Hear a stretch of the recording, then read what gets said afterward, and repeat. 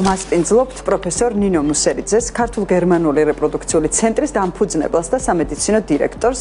GGR-ს უკვე 6 წელია, რაც ბაზარზე არის და მუდმივად ცდილობს მაღალი სტანდარტის შენარჩუნებას საქართველოში. რეპროდუქციული ცენტრი ნერგავს საქართველოში მსოფლიო სამედიცინო ინოვაციებს და აფართოებს მათ შორის მომსახურების შესაძლებლობებს, როგორც საქველმოქმედო ფონდის შენთვის მეშვეობით, რომლის დახმარებითაც უკვე 1550-ზე მეტი ბავშვი დაიბადა.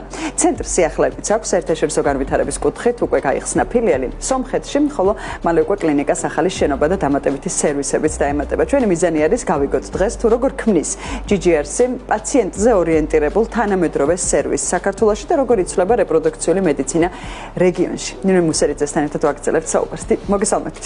მოგესალმებით.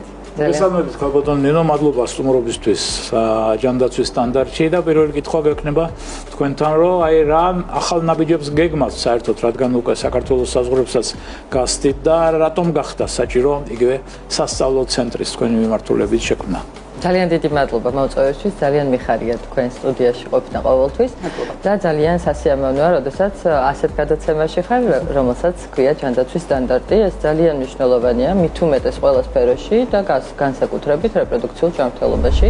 ნინო მუსერიძის პროფესიული გზა ადამიანის სიღრმისეული შესწავლით დაიწყო. ცოტოპათომორფოლოგია აირჩია პროფესიად და მიკროსკოპით უჯრედების დონეზე აკვირდებოდა ადამიანის სიცოცხლეს. ცხოვრების ერთ-ერთ მნიშვნელოვან წარმატებად პირველი ემბრიონის საკუთარი ხელით შექმნას ასახელებს. პროფესორი ნინო მუსერიძე ქართულ-გერმანული რეპროდუქციული ცენტრის მფლობელია, რომლის ფილიალიც უკვე მეზობელ სომხეთშიც გაიხსნა. აქვს საკუთარი საქველმოქმედო ფონდი, რომლის დახმარებითაც 6 წლის განმავლობაში ქვეყანას 2000-მდე ახალი სიცოცხლე მოევლინა. პირველად საქართველოში სწორედ ნინო მუსერიძის თაოსნობით დაინერგა ღეროვანი უჯრედების გადანერგვა ინვიტრო სფეროში. ქალბატონმა ნინომ დააფუძნა ონკოფერტილობის ასოციაცია, რომელიც ონკოლოგიური პაციენტებისთვის რეპროდუქციული ფუნქციების შენარჩუნება გაუმჯობესებაზე ზრუნავს. კლინიკისა და ასოციაციის ეგიდით გამოიცემა სამეცნიერო ჟურნალი Medical Times და უკვე გამოიცა 4 სახელმძღვანელო და 1 სამეცნიერო რომანი. რადგან ეს ეხება სწორედ დემოგრაფიას, ჯანმრთელ თაობას და ჩვენ ძალიან ბევრი შესაძლებლობა გვაქვს დღევანდელ დღეს, სწორედ ამ სტანდარტით მუშაობის შემთხვევაში გაცილებით უკეთესი ხარისხი და უკეთესი შედეგი დავდოთ. აქედან გამომდინარე, ეს სტანდარტი ალბათ უგულებელყო შეუძლებელია. შესაბამისად, რამ განაპირობა ტრეინინგ ცენტრის გაკეთება, ეს განაპირობა იმან, რომ საკმაოდ ძვირადღირებული სერვისია და გარდა იმისა, რომ ძვირადღირებული სერვისია, ახალგაზრდა თაობის გაზრდა კიდევ უფრო რთულია და შესაბამისად ხელმისაწვდომი არ არის ყველასთვის. ყველასთვის ხელმისაწვდომი შეიძლება ზოგადად სტანდარტიც არ უნდა იყოს და არ უნდა იყოს ალბათ ეს სფეროც, მაგრამ როდესაც ამთავრებს სამედიცინო უნივერსიტეტს ან ამთავრებს ბიოლოგიურ ფაკულტეტს, ძალიან მნიშვნელოვანია რეზიდენტურის დასრულების შემდგომ მე ესე ვფიქრობ, რომ ადამიანი იყოს სრულფასოვანი ექიმი, რაც დღევანდელ დღეს სამწუხაროდ არ ხდება ასე და ჩვენ გვჭირდება მე თვითონ პირადად გამოვიარე ძალიან დიდი გზა იმისთვის, რომ დღევანდელ დღეს იმ სტანდარტზე ვიყო და ისეთი სტანდარტით მუშაობდე, რაც შევქმენით. საკმაოდ რთულია, მაგრამ ძალიან მნიშვნელოვანია, რომ ახალგაზრდა თაობა გაიზარდოს ისე, რომ ზუსტად ის გზა არ გაიარო, რაც ჩვენ გავიარეთ, თუნდაც ამ ხნის მანძილზე. მე პირადად ჟორდანიას ინსტიტუტის ძალიან მადლობელი ვარ და მადლობელი ვარ ბატონი არჩილ ხომასურიძის, რომელმაც მე პრაქტიკულად კანადაში მონრეალში გამიშვა იმისთვის, რომ ეს სფერო შემესწავლა. ასევე ვიყავი უკრაინაში, მაშინ საკმაოდ მნიშვნელოვნად წინ იყო უკრაინა საქართველოზე, დღევანდელ დღეს ჩვენ პრაქტიკულად ჰაბი ვართ ამ სფეროში, შეგვიძლია ვთქვათ და მიუხედავად ამისა, რომ ისრაელშიც ვიყავი, იქ გავიარა ეს ტრენინგები, ძალიან რთულია ამ გზის გავლა, ძალიან ძვირადღირებულია და მინდა გითხრათ, რომ კი, დავუშვათ ჟორდანიას ინსტიტუტმა მაშინ ესეთი რეკომენდაციით, როცა გაგვიშვა, მაშინ სხვა დრო იყო და შესაძლებლობა იყო, რომ რეკომენდაციით კიდევ რამე გესწავლა. დღევანდელ დღეს ეს იმდენად ძვირია, რომ დაახლოებით ის სფერო, რომელზეც ჩვენ ახლა ვსაუბრობთ რეპროდუქციულ ჯანმრთელობაზე, 40,000 ფუნტ სტერლინგზე მეტი ღირს 1 წლის განმავლობაში, რომ შეისწავლოთ ოქსფორდის უნივერსიტეტში. შესაბამისად, ასევე არის ძალიან ბევრ ქვეყანაში ესეთი ფელოუშიპები ერთწლიანი, რომელიც ასევე ძვირადღირებულია, ამერიკაში კიდევ უფრო ძვირია, შესაბამისად, გადავწყვიტეთ New Vision-ის უნივერსიტეტთან ერთად, რომ ეს ტრენინგ ცენტრი აკრედიტაცია გაგვეკეთებინა სრული და არ ყოფილიყო მხოლოდ ქართველი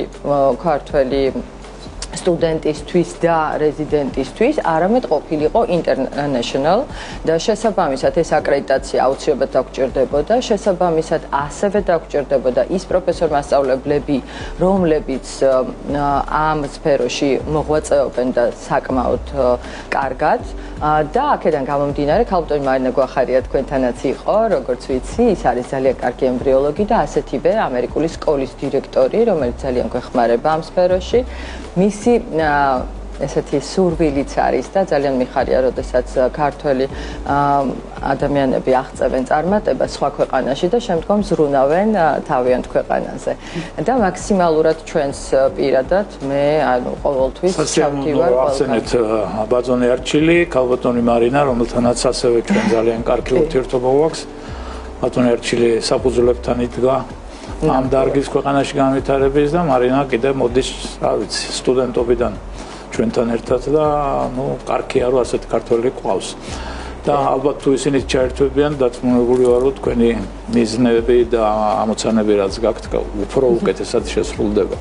ნინო, ესე როგორც თქვენი საუბრიდან მოვისმინეთ, ეს კურსი არ არის მხოლოდ სტუდენტებისთვის, მათ შორის ისინი ამ გამოცდილებას მიიღებენ როგორც სამედიცინო მიმართულებით და სამედიცინო პერსონალისთვისაც არის ხელმისაწვდომი და ჯამში იმიტომ რომ ეს არის საერთაშორისო და ყველა ენაზე შესაძლებელია ამ კურსის მიღება და ამის შესაძლებლობაც არის, რამდენი ჯგუფის მიღება იქნება ჯამში შესაძლებელი?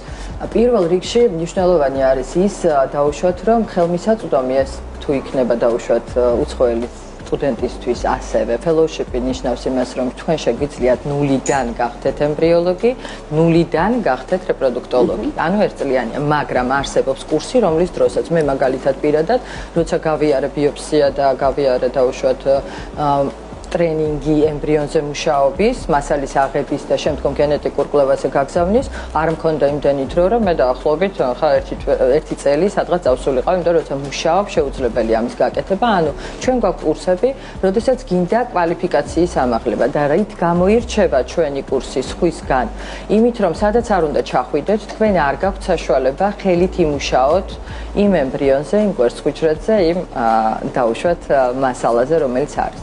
ჩვენ დღევანდელ დღეს მნიშვნელოვანი არის ის, რომ ლაბორატორია, რომელიც სრულად აღჭურვილია, იქნება როგორც სასწავლო პროგრამისთვის, ასევე ჩვენ გვეყოლება hand by hand, ანუ ხელით მომუშავე ჯგუფი, რომელიც აბსოლუტურად გაივლის ყველაფერს. პირველი რობოტზე, ანუ როცა ფუნქციას სწავლობ, ეს მნიშვნელოვანია, რობოტზე დაჯდე და მინდა გითხრათ, რომ რობოტზე გაცილებით უფრო რთულია ფუნქციის წარმოება და თან რობოტი არის იმასთან მიმართებაში, რომ მოხდი თუ არა სისხლძარღვში, სად არის არტერია, ანატომია სრულად უნდა იცოდე. ეს არის სპეციალური დამენეჯმენტებული, ესე იგი მომზადებული რობოტი, რომელიც რა შეცდომას უშვებს თვითონ კვალიფიკაციის დროს ადამიანი იმას ხედავს. რამდენი ფოლიკული აიღო, ხო არ გამოიწვია სისხლდენა, როგორ უნდა დაიჭიროს, საკვერცხე გამოიყვანოს. ანუ ეს გაცილებით უფრო რთულია შესრულება რობოტზე, ვიდრე შემდგომ ადამიანზე.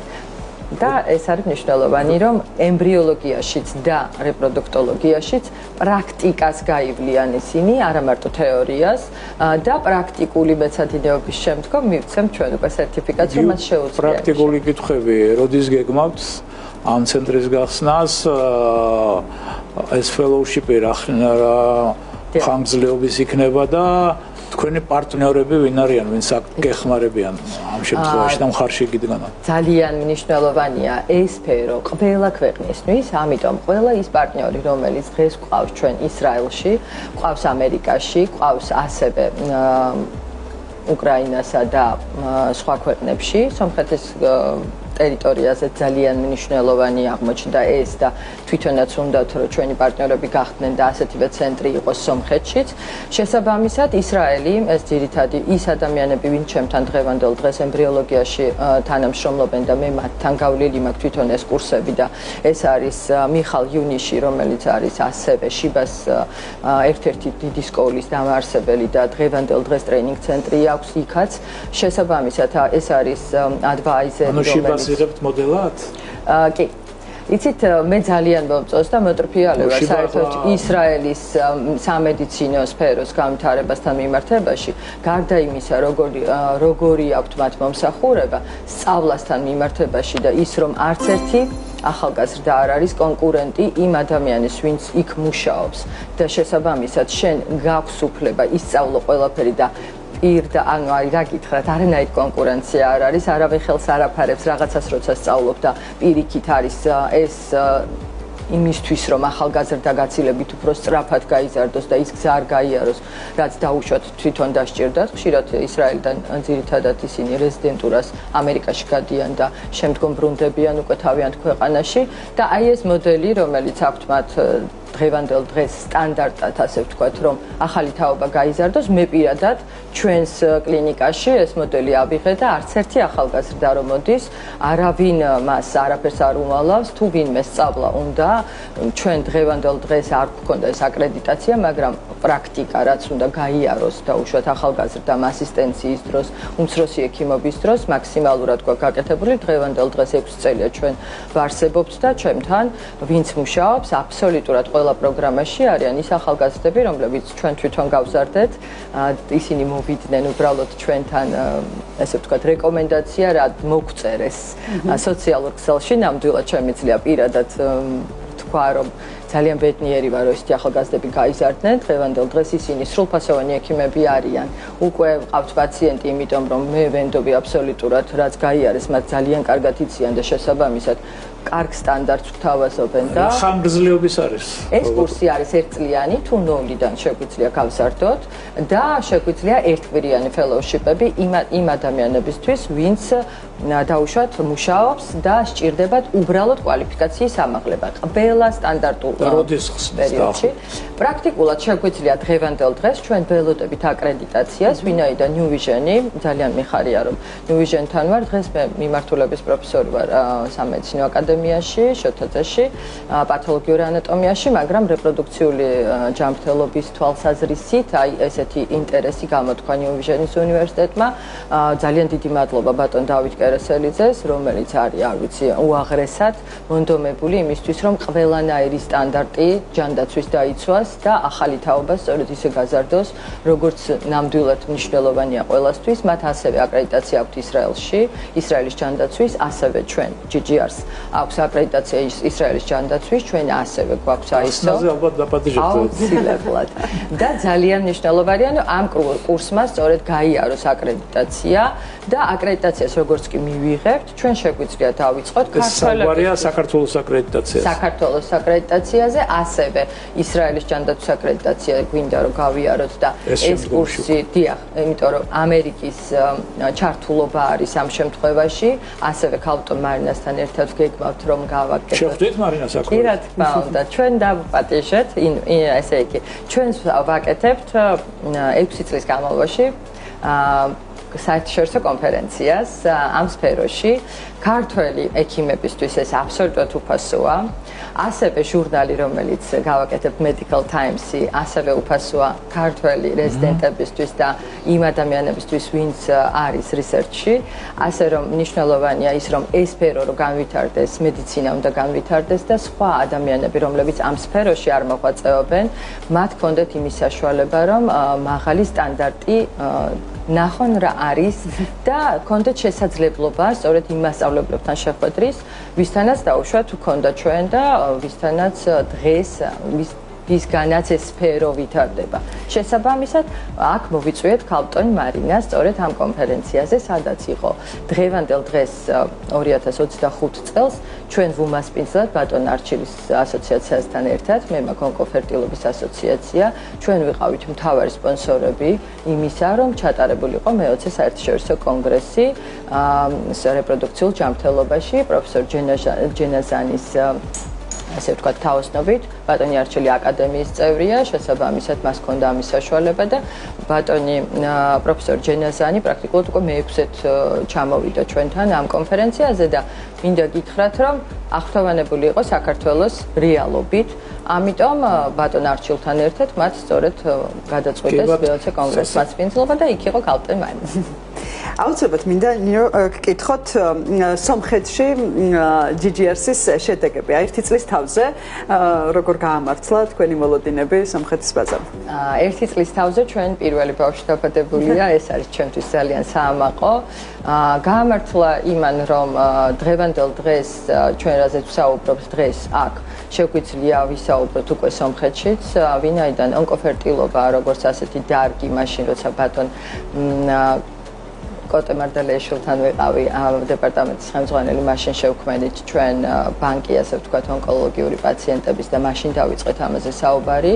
ონკოფერტილობის ასოციაცია, რომელიც დავაარსეთ დღევანდელ დღეს აქ საქართველოში, სწორედ ის არის იმისთვის, რომ აი ეს სფერო ასე განვითარდეს და ონკოფერტილობა დღევანდელ დღეს როგორც მსოფლიოში, ასევე ყველა ქვეყანაში მაინც ახალი სფეროა, თუმცა ისრაელში ჯანდაცვის სამინისტრო აფინანსებს ყველა ონკოლოგიურ პაციენტს იმისთვის, რომ მათ გაყინონ ბიოლოგიური მასალა. დღევანდელ დღეს ჩვენც მუშაობთ ამ მიმართულებით, ძალიან გვინდა რომ ყველაფერი ის რაც არის უცხოეთში და ერთადერთი ქვეყანა დავრჩით, სადაც არ არის იმიტრო განაყოფიერების დაფინანსება სახელმწიფოს მხრივ და დემოგრაფია ძალიან მნიშვნელოვანია, ვფიქრობ და დღევანდელ დღეს ის რომ ჩვენ სოციალურ ფენაში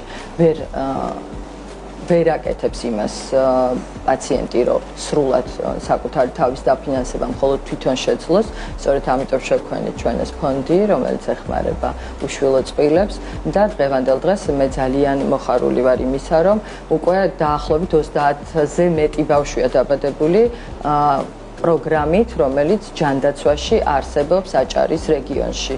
და ეს მარტო ჩემი კლინიკა. იმიტომ რომ ჩვენი ყველაზე დიდი პრობლემა ახლა ქვეყანაში ჩემის გადასახედიდან ახლა. ბევრ პრობლემათა შორის, ну, რა თქმა უნდა, პირველი პრობლემა დემოგრაფიაა და ერთ-ერთი გზა ამ პრობლემის, ასე ვთქვათ, შერბილების არის სწორედ ის დარგი, რომელსაც თქვენ ემსახურებით და ამიტომ მეტი აქტიობა გმართებთ ამ თვალსაზრისით. უახლოეს გეგმებში ნინო რა შედის? უახლოეს გეგმებში მე დღევანდელ დღეს გუშინ ჩამოვედი ამერიკის შეერთებული შტატებიდან, სწორედ შეხვედრები გქონდა ამასთან დაკავშირებით. ჩვენი მნიშვნელოვანი მინდა გითხრათ, რომ ძალიან მიხარია რომ თქვენს ეთერში ვარ. იმიტომ რომ როდესაც დავიწყეთ ეს სფერო, განვითარება და საერთოდ პირველად დაარსდა GGRC, მაშინ ვიყავი სწორედ თქვენს ეთერში, ანუ BMG-ის ეთერში. და რა გეგმები გქონდა ამაზე ვისაუბრეთ. მინდა გითხრათ, რომ შევასრულეთ ის, რაც დავგეგმეთ და ამით ვარ ძალიან მიხარია და ყოველთვის ვაკეთებ, ვაჟღერებ, რას ვგეგმავთ და შემდგომ მაქსიმალურად ვცდილობ, რომ შევასრულო, იმიტომ რომ თუ არ ასრულებ, მე არაფერი გამოვა. აქედან გამომდინარე, დღევანდელ დღეს ჩვენ უკვე დავაარსეთ, ასე ვთქვათ, ჩვენს პარტნიორებთან ერთად ამერიკაშიც ასევე კომპანია და ძალიან გვინდა რომ GGRC არა მარტო ერევანში იყოს, არამედ იყოს სხვა ქვეყანაშიც, იმიტომ რომ ძალიან დიდი დიასპორაა ქართველებს ამერიკაში, ძალიან ბევრი ადამიანი ჩამოდის ჩვენთან, ძალიან ბევრ პაციენტს შევხვდით. ქართველები, დიახ, იმიტომ რომ იქ ძალიან ძვირია. შესაბამისად, ხარისხი ჩვენთან ძალიან კარგია. ამერიკელი პაციენტიც ჩამოდის ჩვენთან იქიდან გამომდინარე, რომ ხარისხი შეესაბამება ჯანდაცვის სტანდარტს. შესაბამისად, მათ აქვთ საშუალება, რომ აქ 2-3 პროცედურა ჩაიტარონ იმ თანხაში, რა თანხაც ღირს ამერიკაში. შესაბამისად, ძალიან ბევრი ამერიკელი პაციენტიც გვყავს, აქედან გამომდინარე ძალიან დიდ ხანს დაგვჭირდა ამის დარეგისტრირება, იმიტომ რომ საკმაოდ რთულია. საქართველოში ძალიან მარტივია ყველაფერი დაარეგისტრირო და დაიწყო. და ვამბობ, რომ საუკეთესო ქვეყანა ვართ ამ ქვეყანაზე და არ ვიცი რატომ მიდის ხალხი დუბაიში, საქართველოში უნდა ჩამოვიდნენ, ალბათ იმისთვის, რომ განახორციელონ ბიზნესი. იქიდან გამომდინარე, ჩვენი იუსტიციის სახლი ეს არის, არ ვიცი რა, რაც მსოფლიოში ალბათ არ არსებობს. შესაბამისად, 8 თვის განმავლობაში მიდიოდა რეგისტრაცია, შემოწმება, პარტნიორებთან ურთიერთობა და ასე შემდეგ, როგორც იქდა დარეგისტრირდა ეს კომპანია და ძალიან ბედნიერები ვართ, რომ თუ ჩვენ ვაჩვენებთ იმას, რომ ეს ტურიზმი ესე ვითარდება, შემდგომ შეგვეძლება უკვე იქვე სოციალური ბარათები ავიღეთ უკვე და განვახორციელოთ ის, რომ შევქმნათ თუნდაც ის კლინიკა, რომელიც მოემსახურება იმ ქართულ პაციენტს, იმ პოსტსაბჭოური ქვეყნებიდან წასულ პაციენტს ძალიან რთულია. ანუ ამერიკაში იქნებით. ალბათ. გეგმავთ. BMG-დან ამ ჩვენი ეთერის მერეც დანედარწმუნებული ვარ, ბევრი წარმატება იქნება და კიდევ უფრო მეტი მოსაყოლეა ჩვენი მაყურებლებისათვის. ძალიან დიდი მადლობა.